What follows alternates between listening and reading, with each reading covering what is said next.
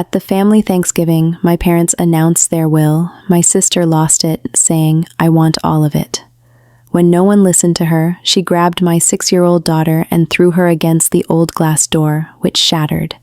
She fell into a coma from the impact. I rushed to her aid, screaming while blood pooled around her, while my parents rushed to comfort my sister instead, saying, "Oh, honey, we are sorry. You didn't even listen to us. Everything in the will was always yours." I need to start by saying this story changed everything I thought I knew about family. Some people wear masks for so long they forget their own faces underneath. My parents were experts at this, and my older sister learned from the absolute best. Thanksgiving 2023. The date is burned into my memory like a brand. My daughter, Grace, was 6, with curly brown hair and a gap-toothed smile that could light any room. She loved dinosaurs, wore sparkly purple sneakers, and had just learned cursive. She was my entire world after her father walked out when she was 2. Dinner was at my parents' estate in Connecticut, a colonial they bought when my father's firm took off. My sister, Veronica, flew in with her husband, Dean, and their teens. Veronica was always the favorite. She married into money, drove a Tesla, and never missed a chance to remind us. We arrived at 2. The house smelled of turkey and cinnamon. My mother met us with pearls and a tight smile. "You're late," she said, barely looking at Grace. We were early. After dessert, my father stood. "We've updated our will," he said. "Everything will be split 50-50 with funds for the grandchildren." Veronica's eyes glittered. "What do you mean 50-50? She snapped. "I want all of it." She pointed at me. "She barely visits. She's been a disappointment her entire life." Grace's hand found mine under the table. "Veronica, sit," my father said. "It's final." Veronica's face went cold. She stared at Grace. "Maybe I need to make you understand how serious I am." She crossed the room, seized Grace's shoulders, and shoved. My child flew into the antique glass. The crash sounded like a scream. When the shards settled, Grace lay crumpled, blood spreading beneath her head, purple shoes bright against white tile. She didn't move. I knelt in the glass. "Grace, baby, wake up." Warm skin, no response. Behind me, my mother cooed to Veronica. "Everything in the will was always yours." My father's hand rested on Veronica's back. No one looked at Grace. "Go to hell, everyone," I shouted. "Calm down," my mother said. "She ain't dead. Stop being so dramatic." I dialed 911 with shaking, bloody hands. The paramedics arrived in 8 minutes, stabilized her, started IVs, and loaded her. I climbed in and held her hand. As the doors closed, I saw my mother hugging Veronica, my father on his phone. No one followed. Hospital lights, new words, traumatic brain injury, subdural hematoma, induced coma. The next 72 hours would decide everything. They shaved part of her hair for surgery. Bandages wrapped her head. A ventilator breathed for her. I told stories, sang songs, promised the dinosaur museum when she woke up. 6 hours passed. No calls from my family. A single text from Dean. "Sorry about what happened. Veronica is very upset." At hour 7, my father arrived. "We need to talk," he said. "Leave," I answered. "I'm your father." "You stood there while your daughter tried to murder my child. You comforted her. You told me to stop being dramatic while Grace bled on your floor. Veronica didn't mean to hurt her," he said. "She was emotional about the will. We've decided to give Veronica the full inheritance to prevent any future incidents. We thought you'd understand, given the circumstances." "The circumstances being that my daughter might die?" I asked. I walked to the nurse's station and requested security. They removed him. He didn't fight. Machines kept time while Grace's brain fought to heal. I lived in that chair, slept in snatches, ate whatever the nurses brought. Nothing mattered but the rise and fall of her chest and the warm weight of her hand in mine. On day 4, I called a lawyer, and I stopped being their daughter. I asked the charge nurse to flag their names at the desk and to document every contact. I photographed the glass in my knees, the blood on my sleeves, the timestamps on the ambulance sheet. I wrote a private statement while the details were still sharp. I listed my mother's words, "ain't dead, dramatic," and the way my father kept one steady hand on Veronica's back. Grief had been a fog. Rage was a lens. If they would not protect Grace, I would. If they would not stand with us, I would stand in front of us. Always. Bradley reached the ICU before sunrise, khaki raincoat, legal pad, and a voice that didn't rise even when mine shook. He listened, asked for exact times, and told me 2 things that steadied the room. You did the right thing documenting everything. And, from this moment on, you're not alone. He called the charge nurse to confirm the visitor ban on my parents and sister, then phoned the on-call detective. While we waited, he photographed the cuts on my knees, the blood dried into the seams of my sweater, and the band on Grace's wrist with its admission time. He recorded my statement in short, careful segments so I could breathe between answers. Rage had sharpened the images. Saying them aloud made them real. My father returned that afternoon with a banker's envelope and a stranger in a navy suit. Security met them at the elevator. "We're here to help," the stranger said, flashing a card from a crisis PR firm. Dad tried to step around him. "We've brought paperwork that will resolve this." Bradley arrived at the same moment and spoke like a scalpel. "Sir, you will hand me anything meant for my client, and then you will leave." My father, indignant, offered what he called a family solution, a trust in Grace's name in exchange for my signature on a non-disparagement agreement, and a sworn statement that the injury was an accident during mutual jostling. The hospital attorney, summoned by the nurse manager, glanced once and said, "No signatures in ICU, and certainly not that." Security walked them out again. That was the shock. He came to my child's bedside carrying hush money.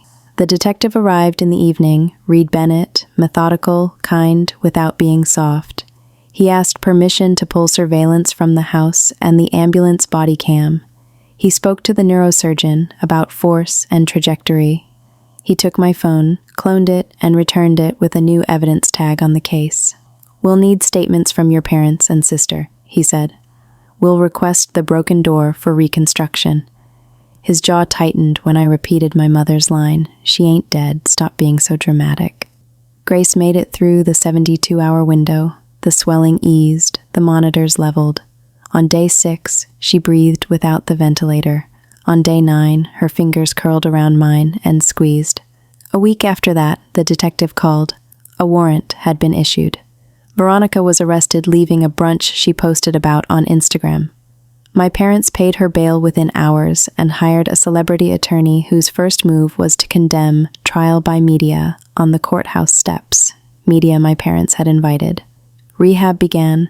Grace learned to sit up without nausea, to walk the hallway while a therapist carried the IV pole, to clap on a count of 4 without losing the beat. Between sessions, I worked with Bradley. He filed for a no-contact order and a hospital protective directive. He preserved the Thanksgiving text from Dean, "Veronica is very upset," and the voicemail my father left after being ejected from ICU. "Think about the family. Don't make this worse." He sent a preservation letter to my parents' house for camera footage and to their attorney for all electronic communications from Thanksgiving Day forward. Bills stacked up. Natalie brought groceries. Mrs. Chen shaved rent. A local charity delivered a gas card for the daily drive to therapy. I said yes to help because pride doesn't pay for anti-seizure meds.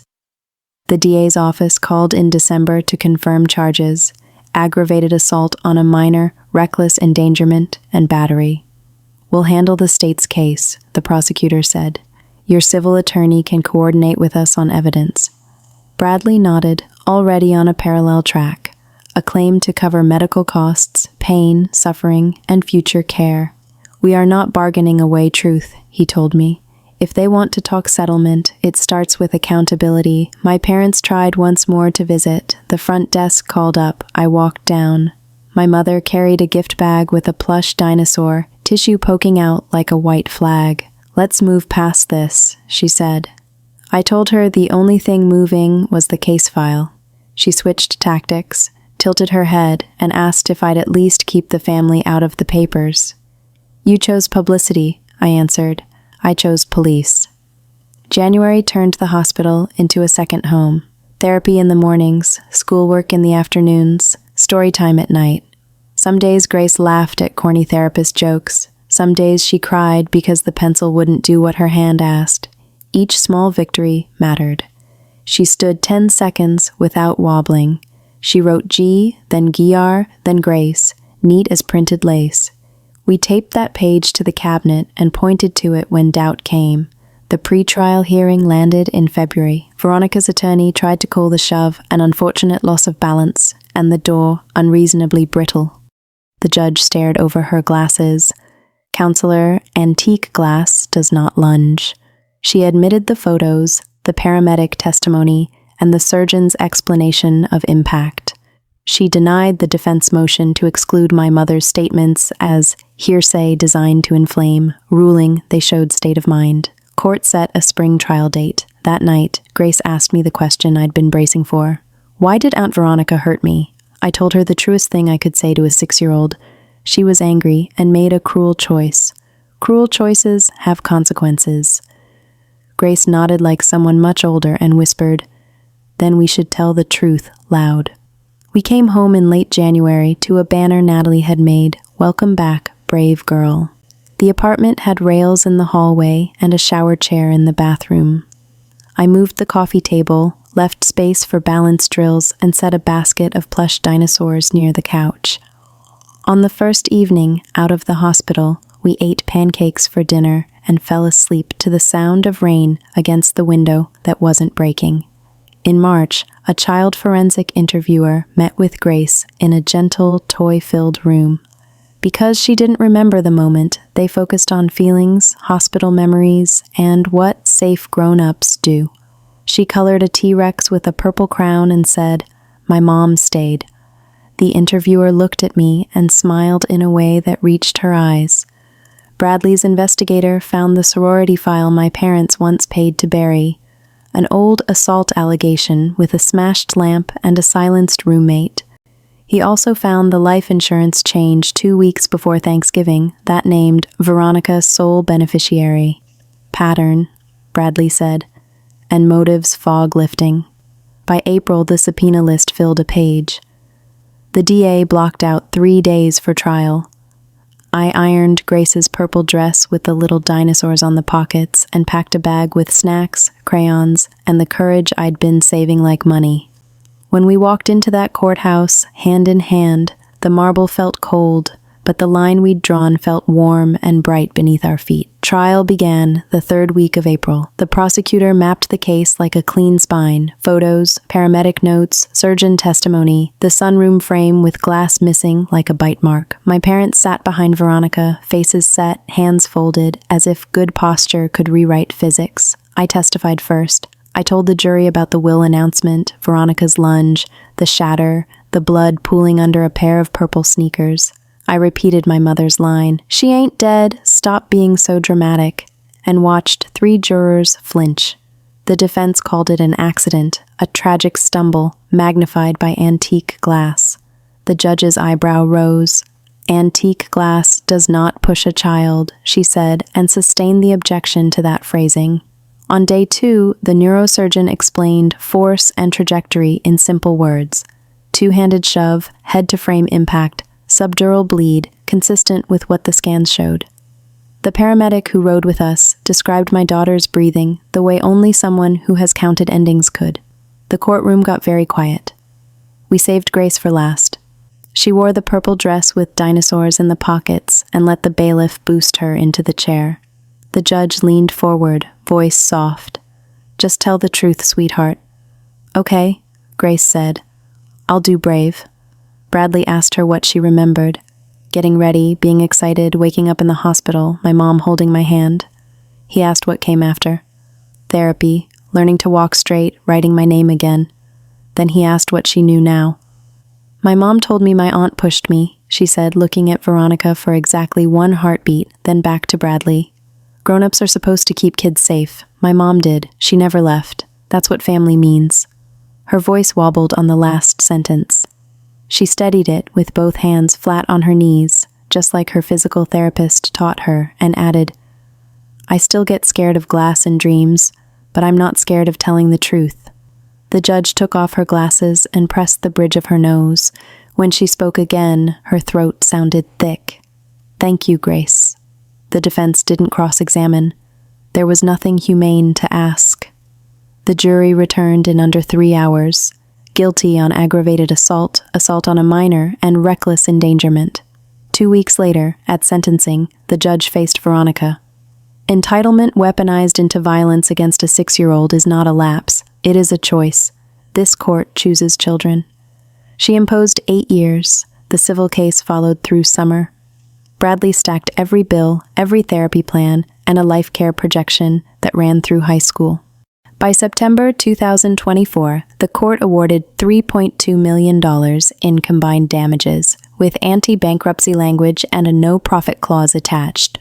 Liens landed, assets moved, checks arrived in pieces. I paid the hospital, I funded a trust. I reimbursed Linda, who found me on the road years ago and still showed up with soup when headaches came back.